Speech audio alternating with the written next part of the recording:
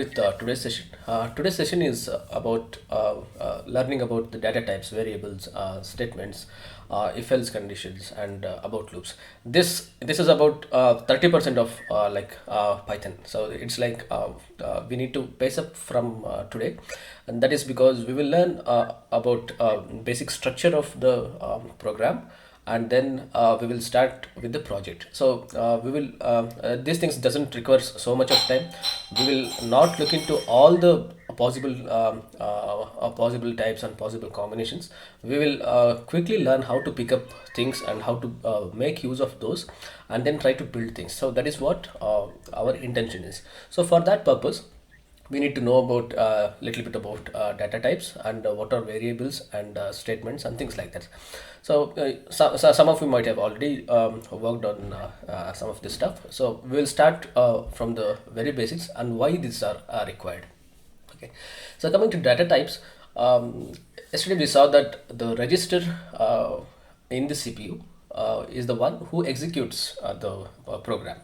So for that register, it it takes in some input data, and then it tries to calculate something. For example, sum of two numbers will be something like a plus b in at the computer before compilation. So this is what you write, and then internally CPU will execute binary binary statements. So this a and b variables will go in as binary data. Say something like let us take 4 bits for now. So something like this. Okay, so this is a and this is b. So we need to learn why we require data types. So that is why I'm trying to explain this. So once you have these bits going into the CPU, so CPU will be typically like you might have seen the spider, right? So it has legs like this, and this is nothing but it is also called as microchip, and there are several types of those. So don't worry about all those. So the we need to finally send this A and B to this chip. So once we send the electrical signals, it goes in as 1001, whatever it is. So if it's a 32-bit machine, what it means is the CPU can process 32 bits, and it has 32 legs or 32 pins. At a time, it can read so many signals in one shot. So that is what is meant by 32-bit chip. 64-bit means it can read 64 bits of data at a time. So 32-bit means it's 4 bytes. So 8 bits make a byte. So that I think most of you know. So 8-bit makes a byte. So now coming back to A and B. So the chip takes 4 bits here, and in the next shot, in the next instruction, so B also gets loaded, and A is stored in some register inside the CPU. So there are registers inside CPU. So those are temporary memory spaces.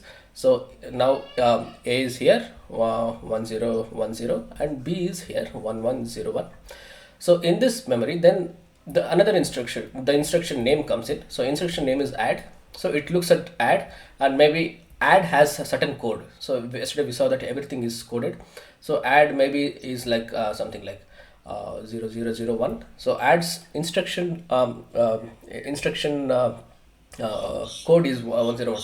So once it sees this, so it sees that okay, in my register I have this. Now I have got this instruction. I need to add both of this. So once the CPU calculates a sum, it stores in another register. So it will have multiple registers. So it stores in another registers. Output will be stored here.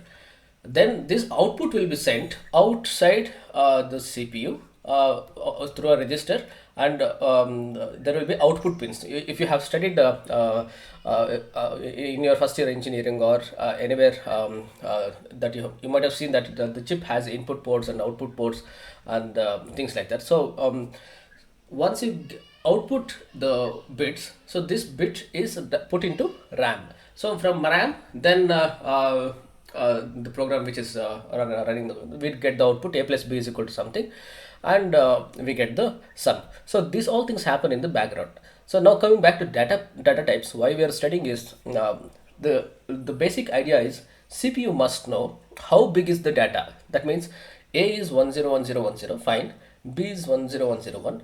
So CPU doesn't know if it's a string, if it's a number, if it's a name or anything. It doesn't know anything actually. So it only reads 1010 ones and zeros.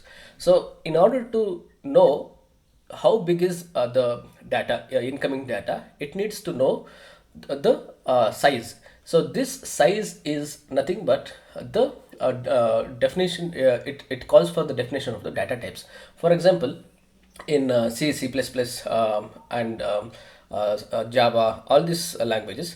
These languages are also come under the category called as statically typed languages. That means during the compilation time, there are two stages. One is compilation time, that is you write a program and you compile it. So once you compile it, you will get a dump of object code, or it gets transferred as a machine code to the which will be taken input to the CPU.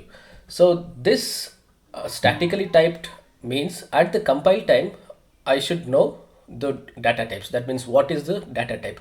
So once I say integer here, that means I am telling the CPU that the incoming number. CPU doesn't know whether it is an integer or not. So internally the compiler tells that there is 4 bytes of data which is coming here. So this information is resolved at compile time in C and C++, statically typed languages. So the problem with C and C++ languages, that is also a good thing that we know the data type beforehand. But when the languages have grown until Python, so there are several, for example, scripting languages. Even Python can be used as scripting languages. You don't need to know the data type of the variable. So these are variables, just they store the value of something. So those are called variables, and the variable size need to be known. So this is the reason that we have data types. So I'll just take up this. So here, when we say integer, integer as a minum, so that means I am telling the computer that CPU that the 4 bytes are coming in for your calculation. So the compiler will take care of that. So when I say float, that is again 4 bytes. When I say double, I say 8 bytes. So in order, if the CPU or the chip is about 32-bit CPU, and if you want to send 64 bits of data, so we need to tell the computer what is the ending of the data that is coming in. So CPU will store the first shot, that is the first 32 bits in a register, and then wait for next 32 bits, and again it will store into the register, and then it will make 64 bits of data, and now it knows that okay, I have 64 bits to work on. So this is the reason that we have data types. So in C, C++, we have to tell what type of data specifically. That is because at the compile time we are specifying we have more control on the type of data in C, C++. So this is also called as tightly coupled, and this is statically typed languages. That means before at compilation time, I should know the sizes of all the variables that I'm sending to the CPU. But in Python, the feature is that I don't need to know the data type. That means I can send, I can simply write A is equal to 10. I can also write A is equal to X. Let me just open the interpreter. Okay. For example, A is equal to 2. That is also fine. The same variable, I can use it as negant. That is also possible. And I can also use it for something like 4.5. All these 3 data types are different. But in C, C++, you have to specify that, okay, this is a integer A, and this is a of type integer. That means it is of 4 bytes of data.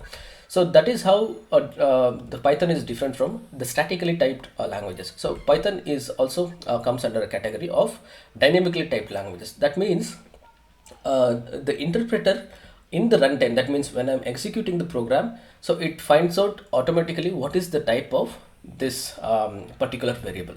So that is about little bit about background about data types. The reason that we require data types is to tell the CPU that how big the data is coming into your zone, and how you should calculate. So that is how the evolution of data types have come. And initially people use in those languages they used to tell how big is the data, and now in Python especially we don't need to write that. That is because for readability purpose the Python is also designed for people like researchers, and you don't need to know very deep about what is happening inside the CPU. So that is one of the reasons that Python is used by non-programmers as well. Okay, so coming to the data types, what are the different types of data that is Python has? So initially there used to be only few data types like integer, double, and all these things. So now there are aggregated data types in Python, such as we have numeric data types such as integer, and then we can also, there is also a data type called as complex number. There is also called as float, and then there is a dictionary, and there is boolean. Boolean is nothing but true or false. There is set. We'll look at each of this in a while. And there is strings, there is list, and there are tuples. So the section is divided into, like, this is numeric, and there is a dictionary. It's a separate section, and there is boolean. It doesn't have any subsection, and there is set, and there are sequence type. Sequence type in the sense you can keep a lot of objects, a lot of objects in the same. It's like an array, or it's like a bunch of data types put together. So that is about sequence types. So we'll look at each one of those in a moment. Okay, so so in fact there are a lot of other data types such as byte array and things like that. So we do not use it very frequently. So these are the data types that we use frequently. Those are dictionary, boolean, float, set, strings, a tuple. It's also called some people pronounce this as a tuple. That is also fine. So there is list. So these are commonly used. There are other data types. We don't need to worry about those. As and when once you understand this, you can obviously check what is the data type that is required. Okay. So that is about categorization of the data types. Now we will look at into each of the data types. All right. So strings are nothing but you might have already used. For example, whenever I say strings, that means this is an example. This is just to help you to memorize what are strings. Strings. Before strings, we will just look at what are characters. Characters are nothing but the English alphabets that we use. And also if you in C++, if you write something in single quotes, and assign to a variable, that is a character. That means it, in the data type space, it means it consumes 1 byte of data. That means 8 bits. Okay. So now all these characters can be put in a string. It's just like our bead necklace, like this. So if you put all the things, something like A is a character, B is a character, P is another character, and then if you write it together and make it like a necklace, now this becomes a string. So string is actually concatenates all the characters and keeps it in one bunch. So that is called a string. So how it is internally implemented, we don't need to worry about it, because each language has its own implementation. For example, in C++, strings are characterized by in the end we have a null character, but in Python it's not like that. It is something else. So we don't have to worry about what is the internal implementation. We just need to use it. That means anything that you write in double quotes or single quotes, something like apple, and then assign it to a variable x is equal to apple. That means X is a string. That's all. Okay, this is you might have already used, but this is how the string is defined. So it is list of all the characters. In fact, you can in fact add numbers, because something like P123 uh, uh, X Y Z, this is also a string. So this doesn't count, this doesn't count as a numbers. So whenever you put something in quotes, even if it's a number, it is counted as a string. So there is no character in Python, because you can either use a single character string, or multiple character string. So this is a string. Properties are nothing but a bunch of characters and operations that you make, or you can find out the length, and you can insert some characters here that we will look, and then you can do anything. The examples are like your name, street name, whatever you type in the text. All the text data or can be represented as strings. So that is about strings. So this is actually very simple. And let us learn about the important data types, like list and maps. So coming to list is nothing but it's like you can imagine like it's like a box, um, something like this. Okay, it's like a it's like a box, and inside this box you can imagine as like a fruit box, or your wardrobe, or whatever it is. So it concatenates a lot of it is a lot of other elements. For example, I can keep a string here, X, and then I can keep a number, I can keep a float 1.2 or whatever it is. So I can, if I'm able to keep it in one box, that means it's a list. The reason it is called as list is because once you try to add the elements into this box one by one, so it will maintain the order. That means X, and then once you insert one, it is maintain this order, and this is characterized by these braces. That means if you see any data type, if you print the data type, or if you use keyword type, and if you look at that, so you can initialize using square braces, 1 2 3, like this. So this becomes a list. So we'll look all of this on the interpreter in a while. So I'll just tell about the lists. So now the reason that I have put the train here is because to imagine how are the list, and what is the what is the time complexity. So a little bit about time complexity.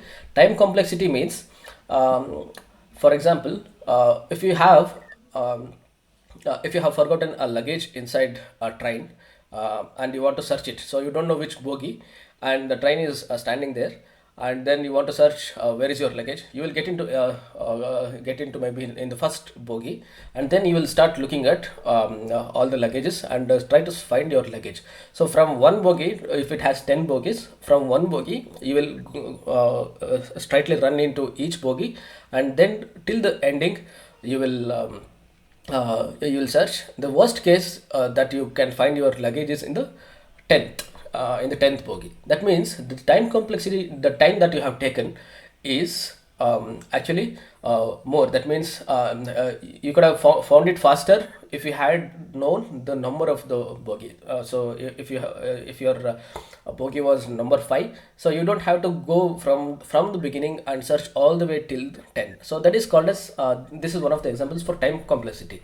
Time complexity means how can I search, or how can I insert, or how can I retrieve the data in how quickly. So this is called as time complexity. It's used widely in programming languages, and the right use of data types will help us to improve the time complexity. For example, in this list, if you have a list of marks, or list of subjects, if you have 100 subjects, and then if you want to search for one subject, and then you have to go all the way from first element till the last element. So the time complexity is actually the total number of iterations that you make. So you're going from one bogie to another bogie, another bogie to another bogie. So worst case it is n. That means if you have n elements, the time complexity is represented as big O, and the time complexity will be of searching, it will be O of n. So that is about little bit of time complexity. So the list is will be helpful when you want to keep a bunch of things and it doesn't need to be of the same data type. You can keep any data type and you can keep it in a bunch. So that is about list. Also you can add new, you can remove some element. All these things operations can be done in the list. So that is about a little bit about list, and we will get into the interpreter in a moment. So we will learn about other data types as well. So we'll learn about tuple. Tuple are nothing but it has same characteristics as list. It can have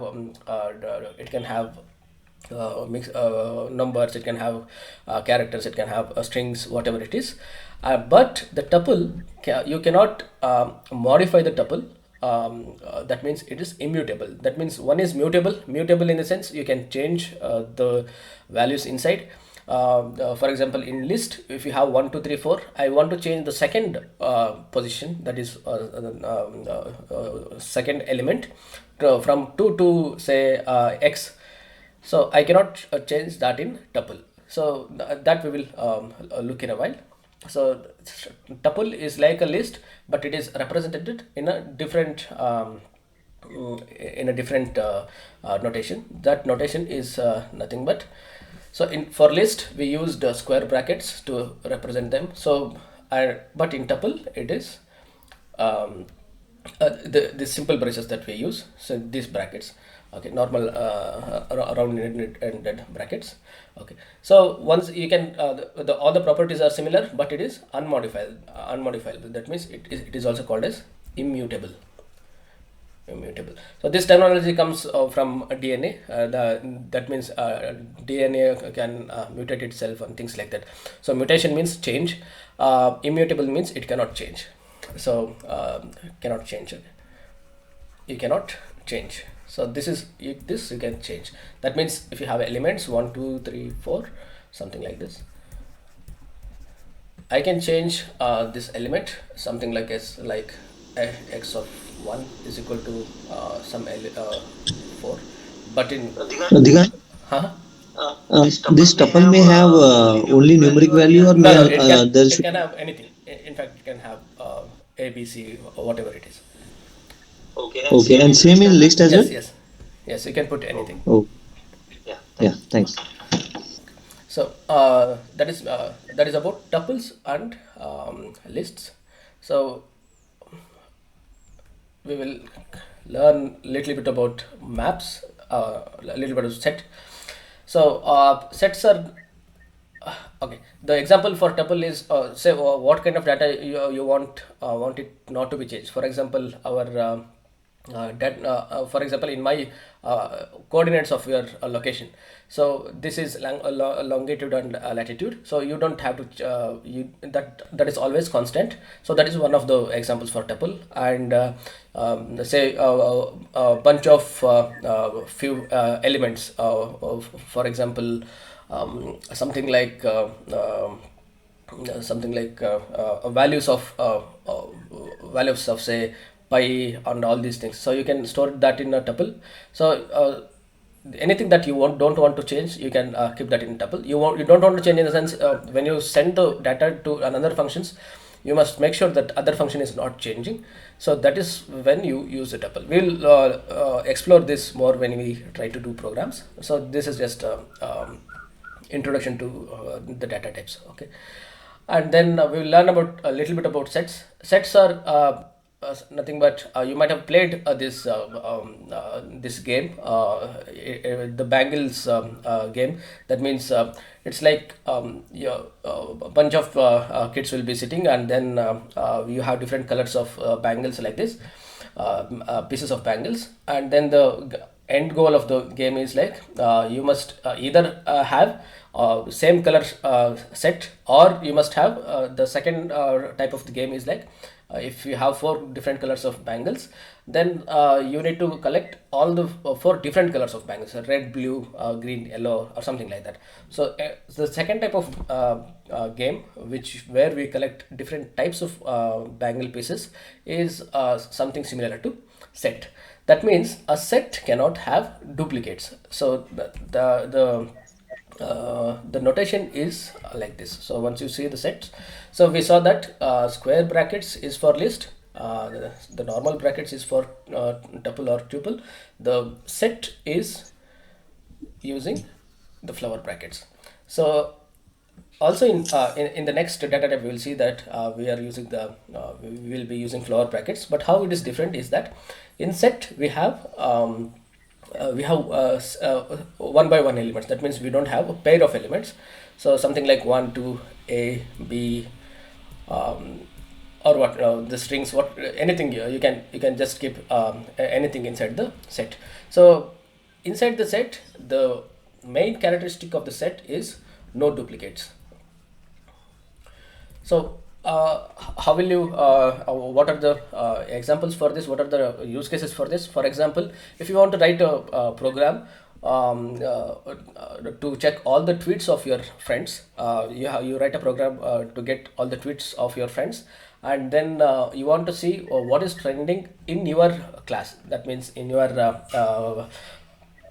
class, what is the hottest topic. That means maybe it is about assignments, maybe it is about semester exams, or whatever it is. So maybe there are only few people who are tweeting, so everyone else is retweeting that. So if you get all the tweets, actually it looks like there are 60 tweets, but actually there could be only 5 tweets which are different from each other. So once you try to take all the tweets and try to put into the set, you want to see unique elements. So in such cases, you can use set as a data structure, and then try to populate all the tweets into the set, and the set will automatically make sure that there are no duplicates in the set. So that is how you can. That is one of the examples where how you can use the set. So that is one example, and this is how you can memorize the set. So operations are, you can So, add and you can remove and all these things. And there are several operations such as mathematical operations. You can find union, you can find intersection, and things like that. So those things we will see when we try to write programs.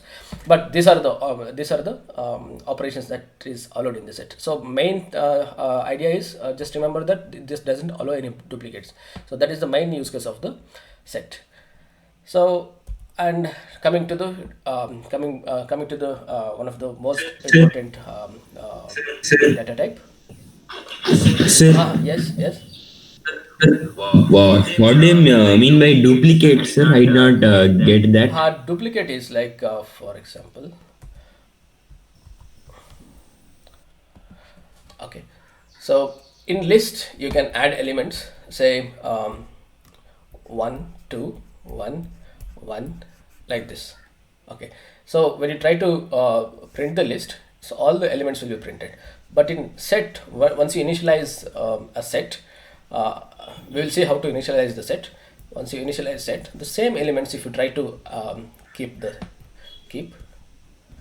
in the in set, the output will be, so all the duplicates will be removed. So output will be only 1 and 2.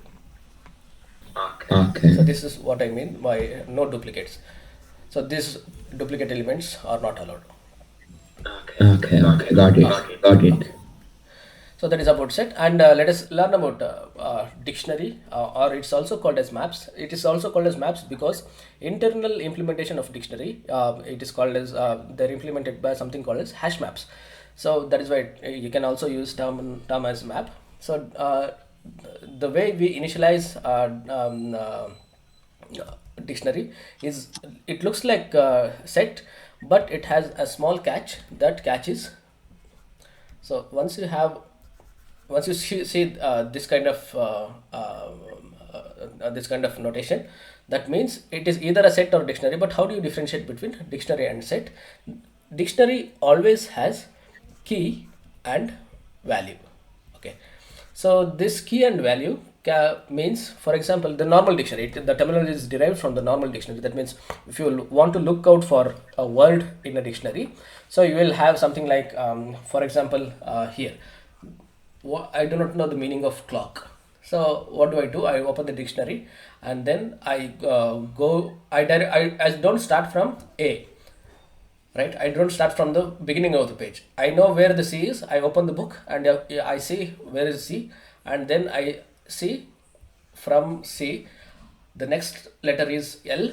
So I know that the next letter is L. So I ignore all the words which are starting from CA. I ignore this. I also CE, all this I ignore, and then I come to CL. From here I look up CLO. From here I look up CLOC, and then from here I not C A, and here from here I'll look up CLOASK. Okay, so that is how we manually search the word. That means we don't look up all the words which are coming under. That means we are eliminating all the lookups. So we are reducing our search space. So and then we can find it very easily. That means the time taken to find the word in dictionary is very easy. For example, if I ask you to find the word clock in a novel, which it's not a dictionary. So if you if you want to look for a word clock in the novel, you have to open every page and look for the whole novel, and then if it's not found, it's not found. Okay, so that is how the data types, when we try to use, that is how it helps us. So the reason that I have put this image is because now we saw the example of list, and we try to match with the train bogies, and you're trying to find the luggage inside the bogie. That is for list. So in cloakroom or in the cloakroom, what happens is, when you give the luggage, the guy who is sitting here, this guy, what he will do is he will give you a token. So that token will have some number, say some 426 or something like that. So this token you will carry, and you will go around places and come back and give this token back to this guy. And this guy, he doesn't when you come, he doesn't start looking from the beginning of the of his place. So if his place is like this, he will not start looking from like this. So he knows where exactly 426 is. He will go to that particular number. He knows that 426 already. So he's well experienced, and he knows how the things are organized. So he directly goes to that particular 426 container, and he just gets you the luggage. So what it means is, the searching in the dictionary is doesn't take any as like we looked in the list. So he doesn't go from place 1 till, if he has 500 luggage spaces, he doesn't go from 1 to 500. He simply goes to 426. That means there is a mechanism. That mechanism in the clock room is nothing but the token system. So in computers, that is called as hash. So this is a mathematical expression. So there is a big research happening that is in the hash zone. That means if I want to store something, if I use hash, if I use that particular hash function, and then if I send a number, I can easily find the number within one time complexity. That means we saw in list the time complexity of O of n. That means I had to search n number of bogies. So here, if I want to search my luggage here, it takes only one shot. That means I give him the token, he gives you the luggage without even searching all the spaces. He just knows where it is. So this is done inside the dictionary. So that is why it is also called as maps. So dictionary property, the main property of the dictionary is you have the key and you have the value. That means it is something like, say for example, one of the examples is like your email ID, something like some XYZ, dot at the rate something. This can be as a key, and maybe your data, say something like name is the value. So name can be duplicate, but this cannot be duplicate. That means I can store this key value pair. That means, for example, email colon the value or the name, like this. And if I keep it like this, that means it's a dictionary. Dictionary will also always have key value pair. So that we will look on the interpreter shortly how it looks. So this is about dictionary. Dictionary will always have key value pair. That just imagine that you are searching for a word in the dictionary. The search word is nothing but the key. The value that you get is the value. That means that value can be duplicate. For example, here name can be duplicate. If you say Shankar as a name, so there can be 100 Shankars, but the email IDs will also always be single. So here obviously there cannot be any duplicates of the keys. That means here the properties are keys are not duplicated. It is unique elements, and values can be duplicated, and they are always key value pair. So that these are the properties. You can insert and you can delete, you can search. These things can be done inside the dictionary.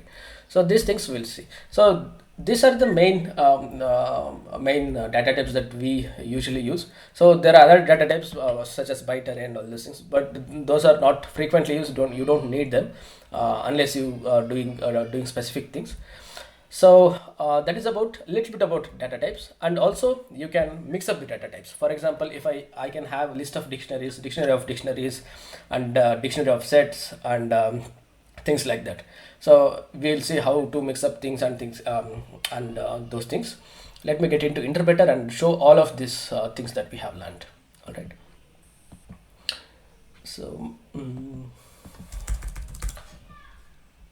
let me just put it here. Okay. So the first thing that we there are two keywords that we need to know. Keywords, since this is an interpreter. So a is equal to 3 we saw. So there is a function. There is an inbuilt function called as type. So if you send any variable or any object inside the type, it will try to give you what is the data type of that particular variable. Variable is nothing but something which holds the value. Okay, so for example, you cannot do 3 is equal to s. That means you cannot obviously assign anything else to numbers. That means it's a constant. Okay, so but you can do s is equal to 3. That means s is a variable. That means variable means it can change. For example, s is equal to 4, x is equal to character I is equal to like this. So these are examples of variables. It just stores a value. Don't have to worry about that.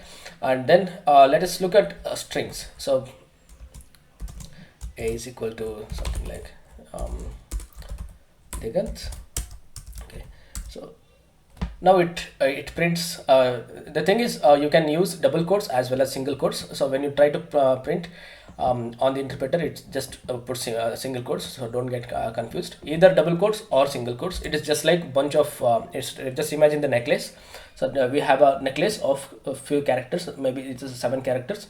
So DIGANTH put together, and we have the string. So and that is about. And if you want to see the type of maybe you have written 100 lines of code and you don't know what is the data type of that, so you can use inbuilt function called as type, and you can find out what type it is. So the type is string. Okay, so in fact you can access these elements like this. That means, so 0 is an index. So all these are indexed using these are indexed. That means the index is starting from 0, and if you want to type the 5th character, it's T. It's not 5th character actually, it starts from 0. It's a 6th character, but we refer it as 5 because we are starting from 0. Okay, so you can access each element like this, and then you can also do something like This is also called as um, from 5 to 7. That means fifth to 7. So you can do these sorts of things in list as well as strings. So you'll come to know, but you will now let us get into list. List is nothing but we saw that it is represented using two square brackets. I can put numbers. I can also put something like x, and I can also put some floating variables. So now if I try to print my list, so it allows us to put various different types. That means I have put integer, I have put a string here, I have put a float here. So it can carry a lot of other types of data. So it's just a container. All right. So in case you want to find out what are the operations that are possible on a list, so there is a inbuilt function called as dir, which is derived from directory of this my list is like this. So you get a lot of different variables or inbuilt attributes. So ignore all this which are starting from double underscore. We will see what are those. So for example, append is a function where you can do my list dot append 5. Now my list will become, so now I have appended 5. Okay, so this is about appending. You can also clear the list. Now in my list I don't have anything, so like that. So you can just play around with these properties, with these functions.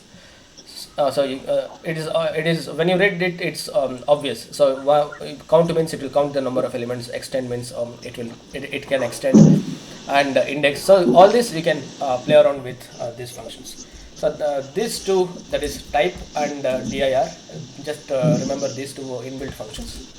All right. So that is about list. Now let us look at set. Set is represented by flower brackets. In set I can have 3, 4, 5, and someone was asking whether duplicates are allowed. So let me try to put a lot of duplicates here. Now look at my set. It has automatically removed all the duplicates, and now it has given unique elements. So in my list I had something like this. So if I want, I can in fact convert, if I want to remove duplicates from a list, I can simply convert that to a set, and it will automatically remove all the duplicates. All right. So that is a property of set. In fact, you can see what is the type of this. Type of this is set. So the string that you are seeing as class is because they are implemented as classes, which we will see in the object-oriented programming lesson. Okay. So now that is about set, and you can also see what are the operations that are allowed in the set just by doing dir.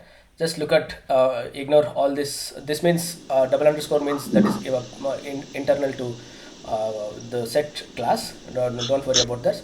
Just look at the other operations. You can add, you can clear, you can copy difference between two sets and things like that. Is a subset, all these operations can be possible in a set. So main thing is no duplicates. Sorry, any question? Yeah, sorry to disturb you. This mindset you mentioned in curly bracket and square bracket. Right. So, what it means? What is the difference? Yeah, list. In order to initialize the list we need to use the square brackets. That means the computer or the Python interpreter must know what type data type it is, right? So in order to tell the interpreter that this is a list, we use square brackets for list. Okay. And for set we used curly, right? yeah, these brackets, yes. Okay. Yeah. So let us look at tuple. So I will just tuple, or you can also call it as tuple. Tuple is nothing but this braces, the normal braces. So in tuple I can do 1, 2, 3, 4, 5. So it has all the let me try to. So I'm going to try to modify the element. So in our list, I will try to modify the element. Second element is equal to 7. So you can see that in my list I am able to modify the third element, which is represented by 2. That means 0 1 2. This is 0th element because first element and second. So now if I print my list, this x is replaced by 7. But in tuple, as we were discussing, it is like it's a constant. That means it's immutable. That means you cannot change the values inside the tuple. That is why it says that tuple object does not support item assignment. So for example, if this variable was passed into a function, maybe you have a library and you are using tuple inside, and the user that is using your function should not by mistake or by intention, he should not be able to modify that particular values. For example, location, the longitude and latitude we discussed about. So that is how the tuples are. You can look at all the other operations just like this. So tuple has very few count and index, because since you cannot add anything or remove anything, or in fact you cannot modify, that is why it has only two operations here. Okay. So that is about a little bit about tuple. So you can see that tuple is enclosed inside these braces. There's a round braces. Now let us come to dictionary. So my map, I'm used to term called as map, so I'll use that. So it looks like a set. That is because it has flower brackets, but it also has key and value. So let us try to put key and value. So something like a value is so something like 5, and b, I'll just add two elements, key and values. So let us try to print the map. So this means, so you can see that this key and value is separated by a comma. That means there are two values. In fact, I can try to get only keys using there is an operation called as keys. So it will get only keys. So how do you know that it has keys? Because as and when you practice, you will get some things you will get by heart. But if you don't have to by heart, you don't have to remember anything. Either you can do a Google search like what are the keys inside the dictionary, or if you do not have the internet connectivity, what you can do is we can just use dir and look at the various operations that are there. So clear, copy, from keys, items, keys. So you can explore each of those. For example, if I want to see what it means by items, so let us look at that. My map, that items is a function. So now it has got items in a list. So but it's a dictionary items. So this means that I can use this in a for loop, and I can use tuple as key and value. That means key is coming as first element of the tuple and value is coming as second element of the tuple.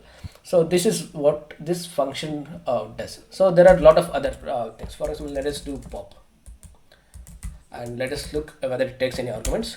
So it says that pop expected at least one argument. That means this function will take some arguments. For example, I can say try to pop b.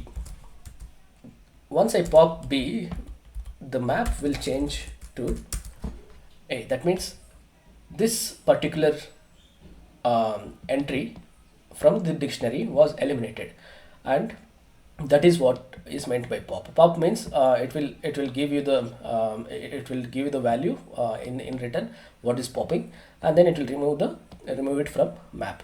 So the basic idea about all these data types is in order to have more control on the data set. For example, if you are having list of email IDs, and then if you want to put it in a list, and if you want to do a quick search, it's not so easy. For example, if you have 10, it doesn't matter. If you have a million email IDs and if you want to search for one email ID, the list is not a good choice. Maybe you can use set, or you can use you can use a map in order to search, because searching is easy, as we saw in the example that in the clock room you give the key, and then he gives the luggage back. So it depends what data that you are trying to operate on, and then you have to decide what exactly the data type you need to choose.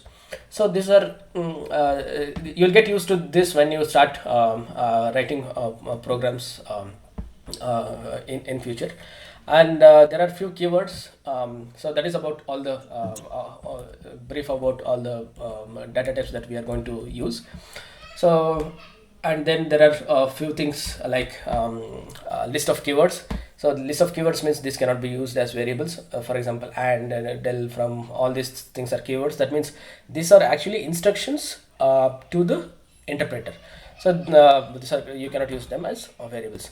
Now let us just look at if-else statements and loops. So I don't think we'll have time for loops. Okay, let us look at if-else statement. So if-else statement is very simple. Say for example, you have a variable a is equal to 2, and then I want to do some piece of code. That is, I'll just get into drawing mode so that we have visualization.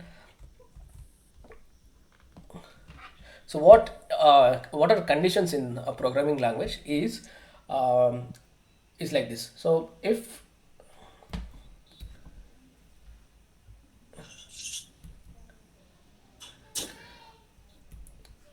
something is true, and then execute this block. Okay, so this is, for example, if your mother asks you to get the milk from a shop. So what you do is you go to a shop and you get the milk. So then your mother might say that if the curd is available, you get a curd as well. So you go to a shop and then you ask for the milk, and then you ask whether the curd is available. So if curd is available, you give him the money, and he will return the change. So that means if I want to translate it into code, it is something like, I will just erase this. If curd available, do like give him the money, get change. So for maybe for milk you are not paying anything, because maybe you are paying in once in a month or something like that. So this transaction happens only if the curd is available. That means there is a condition to execute all these statements in the computer based on a certain condition. If this curd is available, you don't do anything here. So that is how the if else condition come into picture. So there is conditional statements. For example, let us say if a is 2, then a is equal to 2. So we use double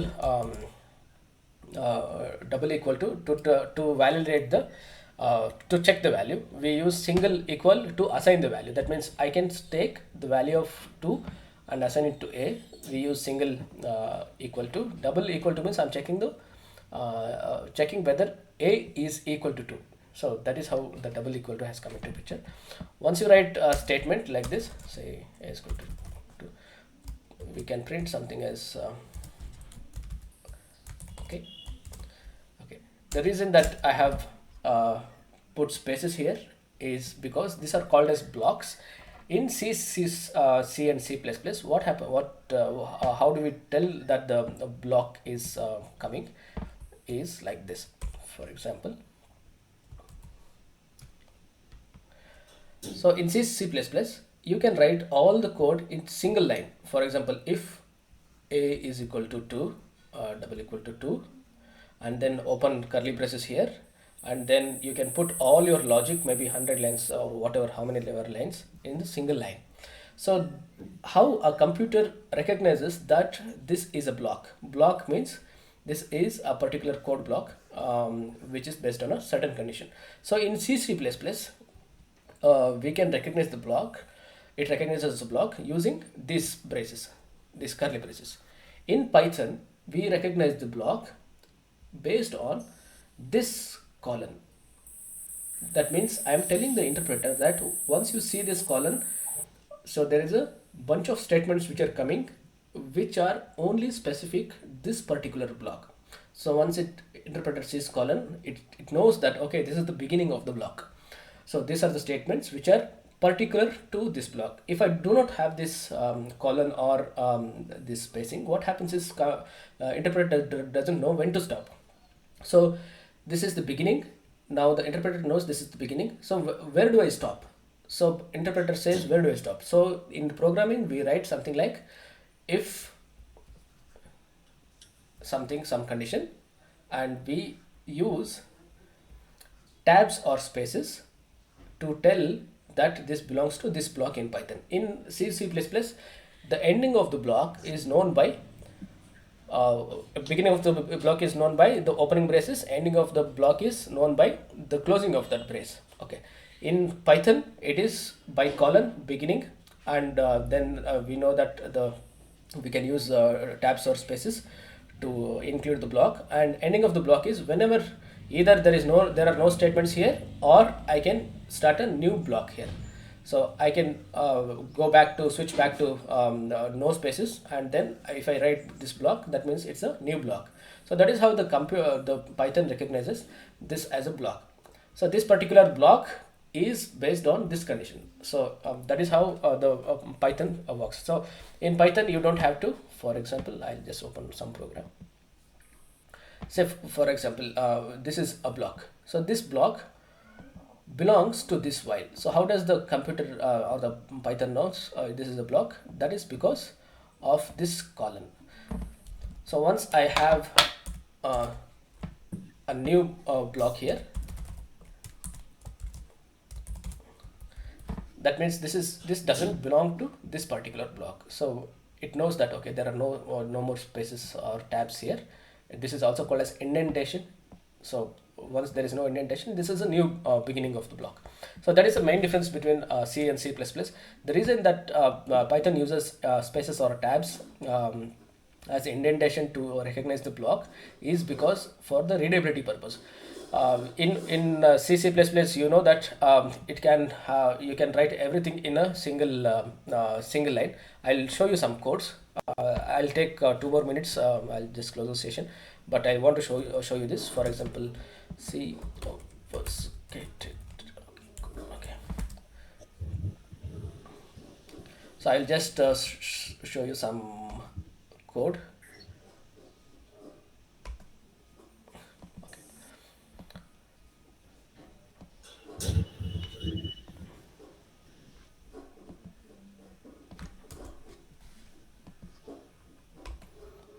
Let's go to Wikipedia. So I just want to see how complicated it can get for reading. For example, you can write entire program in C like this, and it is very difficult to read. Okay, there is a competition called as Obfuscated C, and people participate in this, and they try to do. Even this is a code, and they have written some fancy code here, and it actually compiles and works. So this is one of the winners in Obfuscated code. So this is they used it for flight simulation, and the code looks like they have formatted code in a fashion that it looks like a flight. Okay, this also this got this was a winner submission in that competition. So this kind of code, what it throws us the challenge is it's difficult to read line by line. So in Python, must be used by a lot of people, and not only just computer scientists or programmers, people who do say for example automation, testing, and then researchers, and even doctors, anybody should be able to write programs and share programs, and then it should be easy to read. So that is one of the philosophies that Python restricts, that you cannot write something like this. This is not possible in Python. So you need to write it in a fashion that it is readable. So the readability is one of the problems that Python solves. So even by wish you cannot write code something like this. So that is about beginning of the block and ending of the block. So if condition is that, and else condition, if this is a is equal to 2, only print okay. So I will just change a is equal to 3 and use the same statements here. So it won't get executed because it checks for whether a is equal to 2, and then it doesn't execute this particular block. So that is about if. There is also if else. These are very simple ones. So we will anyways we will learn it about if else statement. And I wanted to cover for loops, and I wanted to do some exercise. So shall I continue for next 5 minutes? Yes, I think. Okay, okay, Definitely, sir. okay, okay, Definitely. okay. Thank you. Okay. Okay, so that is about if statement, and we will look at if else statement. This program is just simple. So if this number is, you can use different operators. For example, now we used equal to operator. You can also use greater than, equal to, and then you can also use binary operations. The whole idea is this must get true. If this is true, this block gets executed, or else this block gets executed. So that is about if else condition. That means test an expression. If it is false, then go to else condition. If there is no else condition, then you can it executes the next statement. So elif is nothing but similar to else if. Instead of writing else if statement inside an if inside else statement, for example, you can write something like let me get it drawing mode.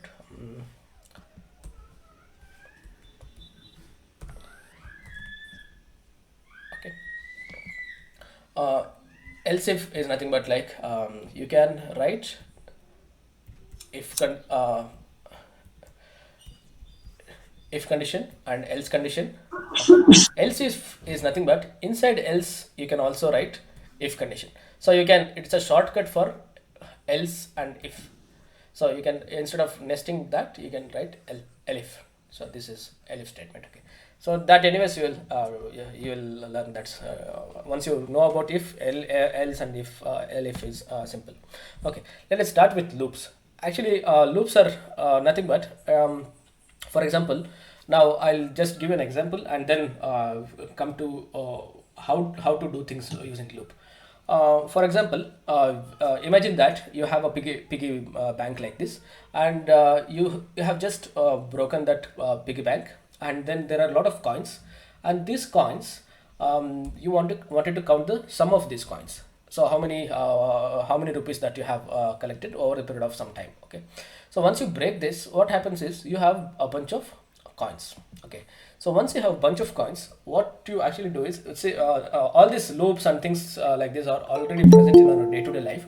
For example, we get up every day in the morning, go to office, drive through the traffic, and come back and sleep, and then tomorrow again we are doing the same thing. So it's life is going in a circle. So that is one of the examples of loop. So everything that we do repeatedly, that is called as loop.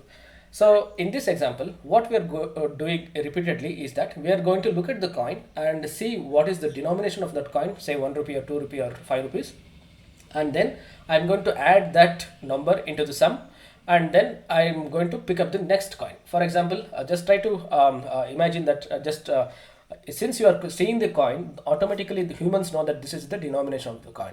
But if you want to close your eyes and do the steps, then you will be more aware of the steps. For example, let us try to find out, try to close our eyes and try to calculate the sum of the coins. So what you require is, you have broken the box, or you have broken the pot, and then you have arranged the coins in a line like this. Okay. So you can either use a tray. On a table, you just put a bunch of coins here, 1 2 3 4 5 6, and then you can, usually we take, we drag one coin from here to here, and then we update the sum. If you have a pen and paper, you will write it as a 5 rupee coin, okay, 5 rupee coin, then 2 rupee coin, okay, 2 rupee coin, plus plus plus plus, like this, and then you keep adding on the paper. Okay, you can also do, instead of moving the coins, what you can do is, you can, in terms of, if you want to think in terms of computer, you want to arrange it in a line. So why do you want to arrange it in a line? Because you don't need two trays. So this one tray is for uncounted coins, the second tray is for counted coins, so you don't have to calculate it twice. So another way of doing this is arrange it in a line, and keep your finger in the for the first coin, and your sum is now, sum's value, let us just keep the variable as 0. Sum is now 0, so now you don't have any sum. So you have placed the finger on this coin, which is of denomination 2. Now you have sum 0. Now you will just move your finger from 2 to 5. Now what you're doing is, you will update the sum to 2. So this becomes 2. So again you move your finger from 5 to 1. Now your sum becomes 2 plus 5. Now you will update this as 7. So instead of writing 2 plus this one, we will just update the sum, so 7. And similarly, you move the finger from, so you will stop moving the finger here, because this is your last coin. There are no coins here. So you, as humans, when you close your eyes, you know that there are no coins. That means you'll just try to search on your table, there are no coins.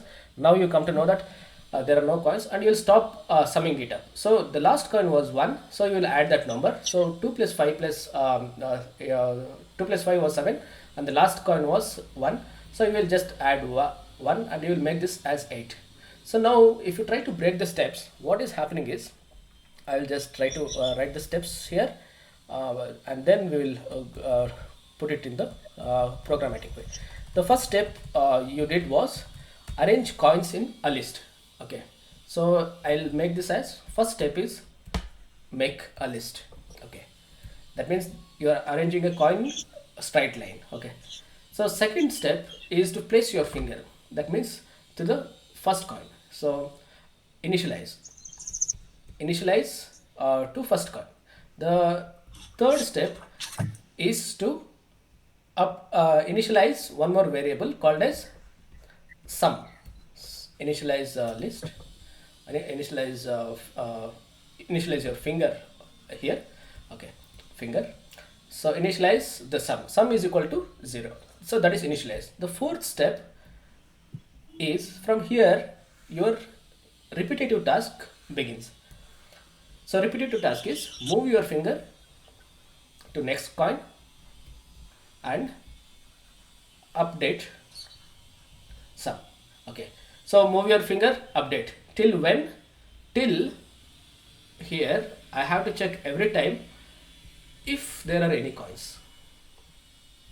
Okay, if there are any coins, I will move my finger, right? Or else I won't move my finger, because there is no point. Okay, so in for loop there are few conditions. That means initialization, that means steps 4 and 5 are repetitive task. Repetitive task is based on a certain condition. That means if I have coins, only then I will calculate the sum. So that makes us a statement, a mathematical statement for loops. So that mathematical statement is nothing but, I'll show you in the program. Okay, loops example. I just have. Okay, I have just written a small program. So now we know the steps. The first step was to keep it in a line. We put it in a line. Great. Now we also initialize the sum it to 0, and then this statement, let us try to decode this statement. So in C and C++, if you are coming from that background, or if you might have written some program using for loops, or you might have at least seen it. If you haven't seen, that is also not a problem. What we do is, we initialize something like for I is equal to 0, if I is something lesser than something, some condition, say a or something like that, then do I plus plus. Okay, so we write this in single line. So what this means is I is equal to 0 means it is as if you are initializing your finger to the first coin that you have arranged it. It's like putting your finger here. Okay, so and then if I is lesser than a, this statement is like either you can say that if length is greater than 0. So you can it's like until there are no coins, that means there are 0 coins until I reach here, there are no coins, do this loop. I plus plus means you move your finger to the next coin. That means based on this condition I am moving my finger to the next coin. So that is the for loop. So loop must have initialization condition, and then it must have ending condition, and it will have its own logic. So now how this I is equal to 0 and all these things are automatically realized in Python. So in Python we have studied about the data types. So this data type is of type list. That is because this is inside the square braces, and Python automatically knows what is its size. That means I know how big is this size. That means it has 2 elements already. So it will automatically take the ending condition. That means it knows when the coins are going to exhaust automatically. That is because Python already knows this data type. All right. So initialization condition, how does it got for how does it get the initialization condition? Because since it's a list, it knows the beginning as well as the ending. So if you just look at the implementation of lists inside the Python code, it will have where it is initialized and where it is ending. So automatically every data type in Python will have initialization and ending. So that is already known in the Python. So that is why we don't write I is equal to 0, then all these things. We simply say that okay, for this take this list as input and give me one by one.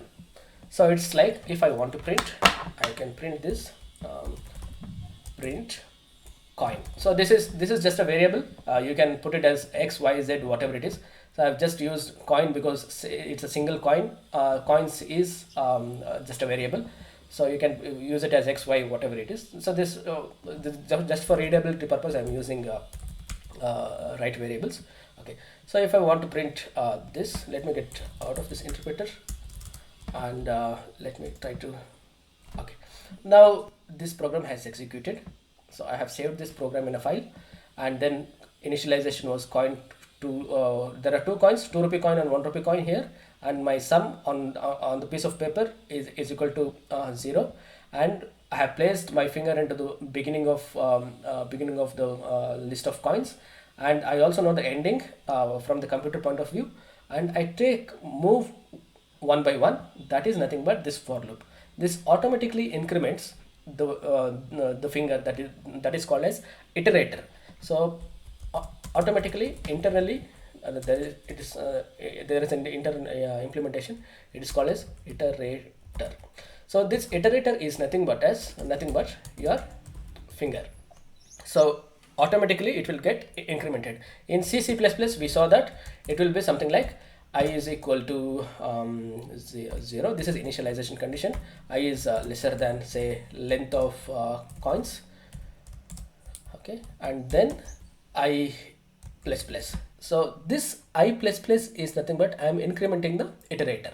Okay, but in Python it gets automatically incremented, but because iterators are already implemented inside the list itself. All right, so that is how we have learnt about lists. Comparing the coins and then looking at the iterations in C++, and then we simply give the data type here, and then automatically Python increments it, and it will stop when the list is exhausted. In fact, you can use map here, you can use sets here, anything that is iterable here. So if you have list of something, a bunch of something, a bunch can be a map, it can be a set, it can be a list, or you can also define your own data types, and you can also use it in the for loop. But you have to define the iterators. All right. So that is how the for loop works here. So now we have calculated the sum of all the coins. So I had only two coins, 1 and 2. So let me add more coins here. 5, 6, no, 6 is not a coin. 2, 1, 1, no, 2, 2, 2, 2, 2, 2, 1. Okay. So these are my coins. Once you have this logic, it doesn't matter how big is your data.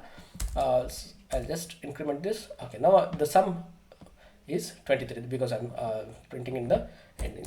So just I'll just put it in a nice way. Okay, these are the coins. It is getting automatically, the finger is moving from 2, 1, 5 in the same sequence, and finally I'm just adding the numbers on a paper, and finally I'm printing it. So the ending of this statement, how did the computer come to know that it's a ending of the block? So it saw the colon, it's the beginning of block. Now it looked at every time it looked at the indentation.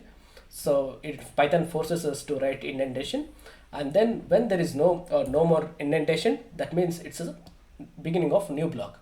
So that is why this block has ended, and now we have reached here.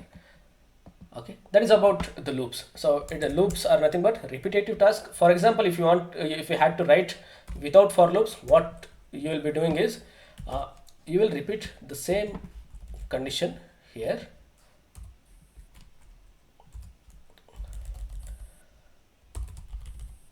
If you don't have for loops, okay, so you must calculate it manually like this. Okay, take the first coin, take the second coin, take the third coin, take the fourth coin. 3 is nothing but fourth coin because we're starting from 0, and like that. So imagine now we have only say 10 coins or something like that. Imagine if you have a million coins. So if you're a millionaire, you will have a million coins, and then if you want to calculate all this one, you will spend half of your lifetime just to calculate like this. So in order to calculate in a few seconds, you just put a loop. The repetitive task is automated in a single statement, because you don't need a print here. It's just as a simple statement for take all the coins inside, one by one count it, and use that variable to calculate update the sum. So that is the advantage of using for loop. So this can be also implemented in while loops. We usually don't use while loops, but we'll look into that anyways. Okay, that is about loops. Okay, so that's all I had to present today. So this is about probably these are like basic building blocks for in Python. Once we have this, I wanted to so what we are trying to do is we are trying to move into project. So that is our main aim. So to do that, you are just learning whatever is required quickly, and basics should be strong. That is why I'm trying to give examples so that you will never forget. Now if you see the train, you'll come to know that okay, if I want to search my luggage in the bogie, it's going to take a long time. Instead of that, I should always remember the bogie number, and you can simply get it's like key, and instead of going into a list, it's like using a set or a dictionary. Okay, so once you see the clock room, now you know that it is implemented. You can implement, it's like a dictionary. It's already, all the data types and data structures are already present in our day-to-day life. It's only the matter of looking at things in a programmatic way. So set this, you might have played, at least in Karnataka we play this game. We call it as Bale set. So we play this game, and then so these are the keywords. These are just constructs of the program. And loops, you will always remember this. It's like a finger is like an iterator, and these are the elements. Beginning of the element is pointing to first one. Ending of the element, you actually see, because our eyes are automatically programmed to know the ending, but in the program it doesn't have eyes, so I need to know the size of the data. That is why the data types will automatically keep the beginning and the ending of the data in its data types. So that is all internally implemented. So that is about loops.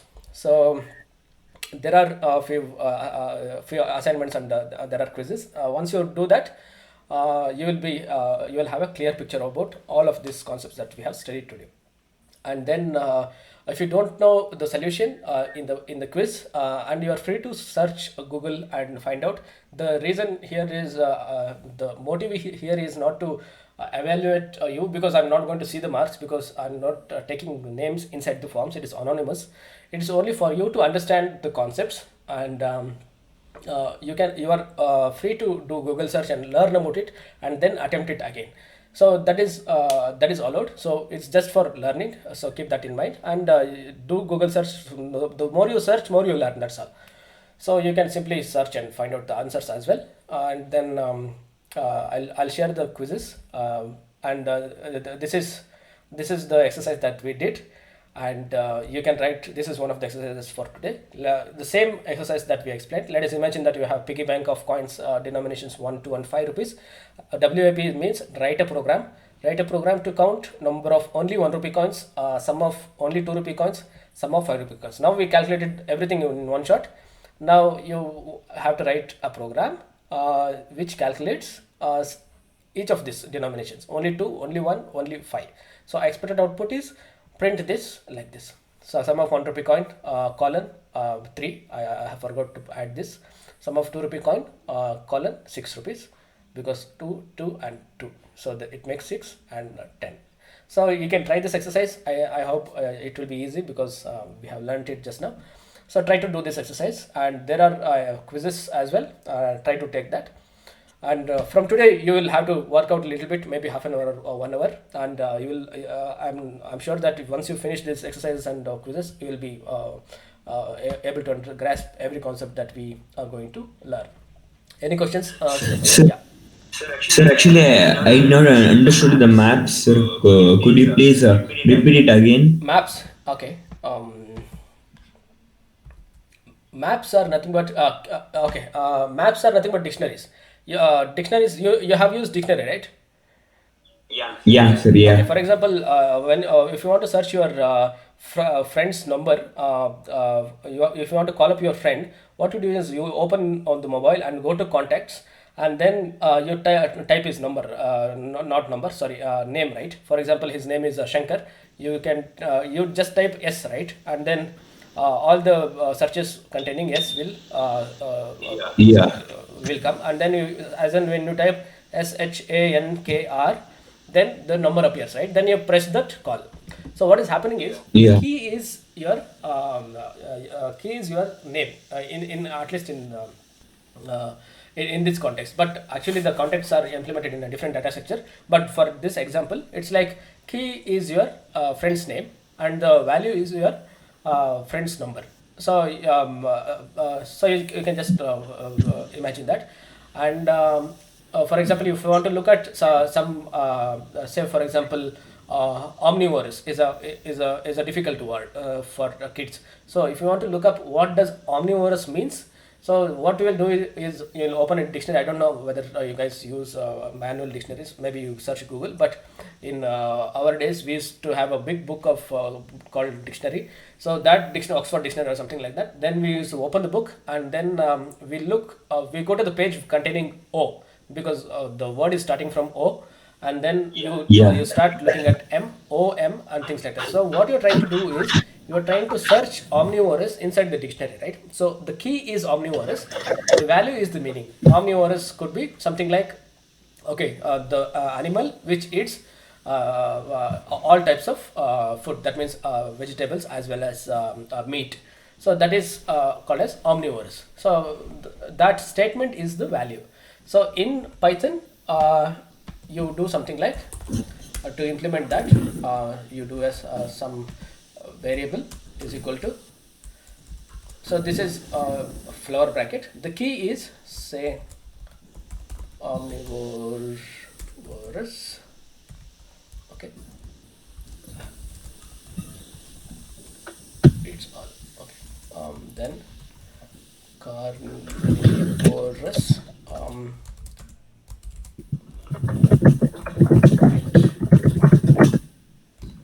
Okay, so if you look at my map, so this is the value and this is the key. So now if you want to search omnivorous, you can simply do this. You pass it here. Now you got the value, right?